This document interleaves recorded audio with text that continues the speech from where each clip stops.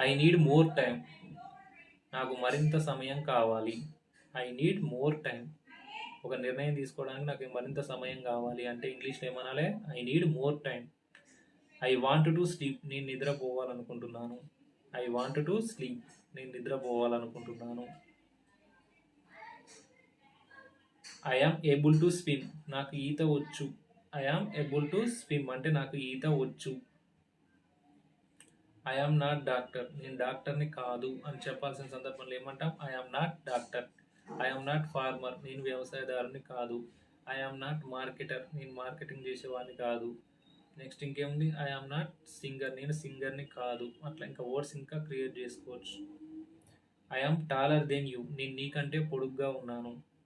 I am taller than you అంటే నేను నీకంటే పొడుగ్గా ఉన్నాను. ఒకవేళ I am shorter than you అంటే నీకంటే నేను పొట్టిగా ఉన్నాను. అట్లా.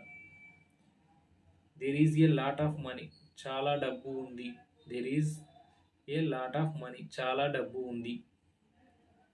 They are good people. వాళ్ళు మంచి వ్యక్తులు అని ఎవరి గురించి అయినా చెప్పాల్సినప్పుడు ఇంగ్లీష్లో ఏమనాలి? They are good people. వాళ్ళు మంచి వాళ్ళు.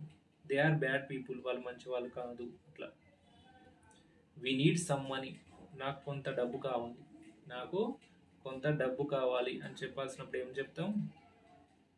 మాకు కొంత డబ్బు కావాలి. We need some money.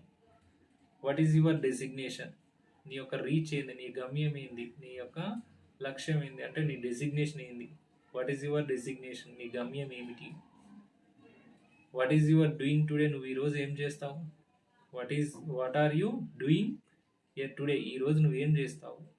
Next what are you doing tomorrow. Tomorrow అంటే రేపు ఏం చేస్తావు నువ్వు? అట్లా క్వశ్చన్ చేసుకోవచ్చు. డే ఆఫ్టర్ టుమారో అంటే what are you doing day after tomorrow. నువ్వు ఎల్లుండి ఏం చేస్తావు? అట్లా. What are you doing today. నువ్వు ఈరోజు ఏం చేస్తావు అని అర్థం.